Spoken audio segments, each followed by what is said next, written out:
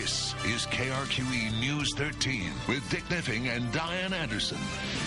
It's a new crime-fighting device that definitely passes the smell test. The FBI has a piece of equipment that can actually suck up the distinct odors that people leave at crime scenes and then store those smells for use later.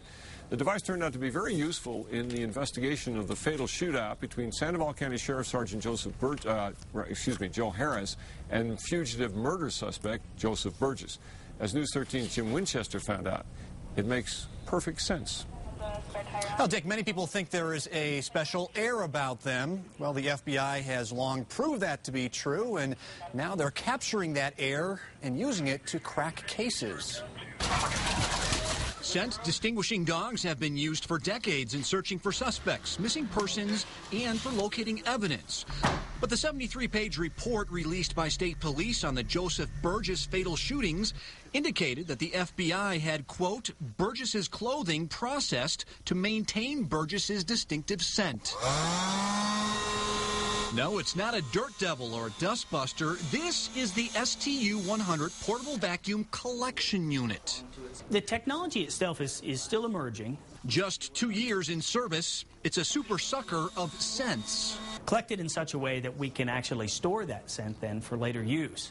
And then introduce it to the dog at a different time on a different scene. The FBI used it to collect the odor of Joseph Burgess from his clothing to save for possible future canine searches. This particular case, so we had the individual and we had the scent. What we were trying to do was locate a campsite or a home base. Besides preserving the scent, there are additional advantages. Where a scent pad was rubbed against the evidence in the past, the vacuum allows scent collection without physically touching and possibly contaminating the item. Another way it's being used is scent lineups.